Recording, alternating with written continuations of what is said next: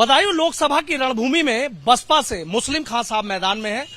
आज इम्तिहान का दिन है, बहुत मेहनत करी और मेहनत कहां तक रही, हाथी ने कितनी रफ्तार पकड़ी, उन्हीं से बात कर लेता हूं। मुस्लिम खान साहब, ये बता दीजिए हाथी किस रफ्तार से चल रहा है? हाथी तो 100 किलोमीटर की स्पीड से चल रहा है। अच्छा, हाँ, मुकाबला किससे है? मुकाबला तो किसी से नहीं, थोड़ा बहुत अगर सामना करेगी थोड़ा थोड़ा भाजपा कर सकती है। समाजवादी का कुछ है नहीं, यादव सब बीजेपी में चला गया। अच्छा, हाँ, यादव सब हमारे यहाँ बीजेपी में है। अच्छा, पूरा गुन्नौर से लेके सैसवान तक टोटल यादव उधर वही गढ़ है यादवों का, वो सब बीजेपी में। क्योंकि वहाँ भाई जिला पंचायत का अध्यक्ष बीजेपी का है, यहाँ यादव है वो भी, और गुन्नौर से विधायक हैं दूसरी बार, वो भी बीजेपी से ही हैं।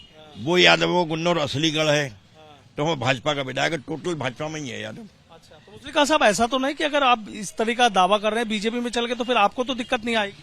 ना, दिक्कत मुझे क्यों आई, मेरा वोट इतना है, मुझे वोट मेरा इतना है कि मेरा वोट पड़ते ही ये कहीं टिकते ही नहीं।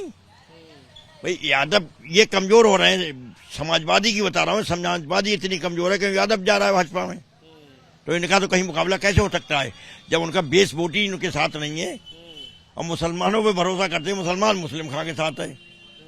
मुसलमानों का तो मुंह भंग हो गया इनसे, क्योंकि इन्होंने काम ऐसे किए हैं। अच्छा, क्या काम करे जो मोह भंग हो गया? मोह भंग इसलिए हो गया, हमारे मुख्तार अंसारी भाई को जेल में जहर दिया गया और ये कभी निकल के नहीं आए, कोई बयान नहीं आया उसमें इनका, जहर दे के मार दिया गया। अतीक भाई को, उनके भाई को पुलिस कस्टडी में गोलियों से भूना गया, कोई इनका बयान नहीं।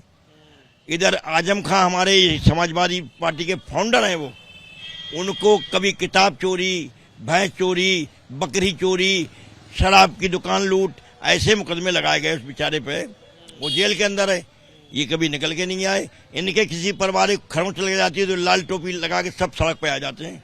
आजम खां के लिए कभी देखे सड़क पे आपने? आप तो मीडिया से आपने कभी देखा ऐसा? तो इसलिए मुसलमान का मुंह भंग हो गया इनसे।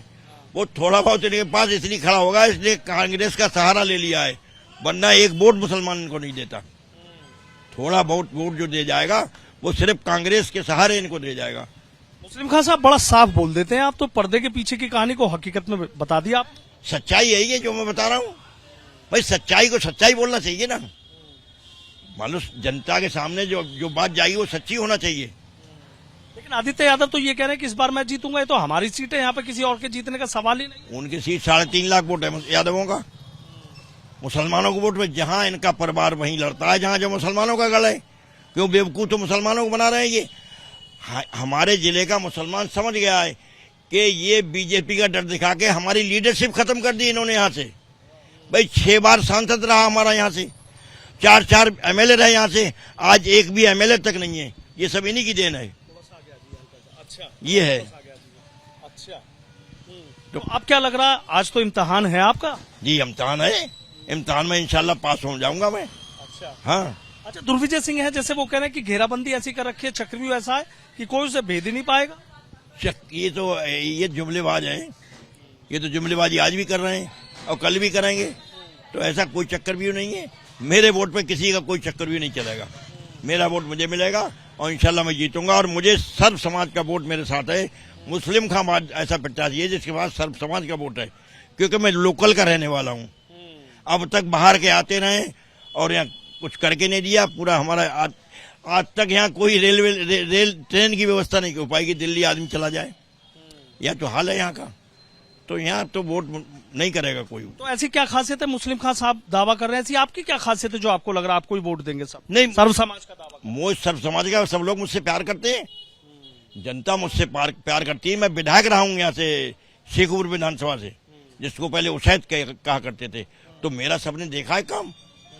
मैंने अपने क्षेत्र में जब मैं विधायक बना तो मैंने 3 डिग्री कॉलेज बनवाए, मैंने शिक्षा पे ध्यान दिया, मेरे बच्चे सब पढ़े लिखे हो जाएं, और कम से कम 6 इंटर कॉलेज बनवाए मैंने। इसलिए मुझे याद करते हैं, जनता मुझे पसंद करती है। लेकिन आज तो वोटिंग का दिन है, आपने तो बीजेपी और सपा दोनों की टेंशन बढ़ा दी, बड़ी बड़ी बातें कह। नहीं, टेंशन उनको है, टेंशन तो दिख रही है सड़क पे।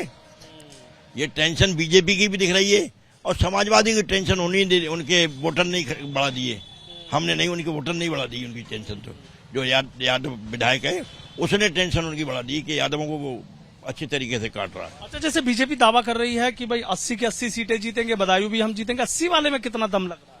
80 वाले में कोई दम नहीं है, 80 वाले में कोई दम नहीं। ये बहुत पहुंच जाए तो 40 तक, अच्छा, बहुत पहुंच जाए तो 40 तक, इससे ज्यादा नहीं पहुंच सकते। ऐसा कौन सा आंकड़ा 40 वाला, वो समझा दीजिए जरा। 40 वाला है वोटर, इनसे जो हमारा वोटर है प्रदेश में बेरोजगारी चरम पर है।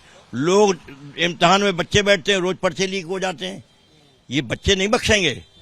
जिनके पास रोजगार नहीं है, जिनके पास नौकरी नहीं है, महंगाई बेतहाशा है, तो बच्चे नहीं बख्शेंगे। नौजवान जो है इनकलाब लाते हैं, तो इनकलाब आएगा यहाँ और बच्चे ही लाएंगे। तो बदायूं में कौन आएगा? बधाई मुस्लिम खां आएगा, और कौन आएगा? मुस्लिम खां ही आएगा। हाँ, और जीतने के बाद भी आप आएंगे। अच्छा, हाँ, मेरा इंटरव्यू लेने। बिल्कुल बिल्कुल आऊंगा। हाँ बिल्कुल, इंशाल्लाह ऐसा ही होगा।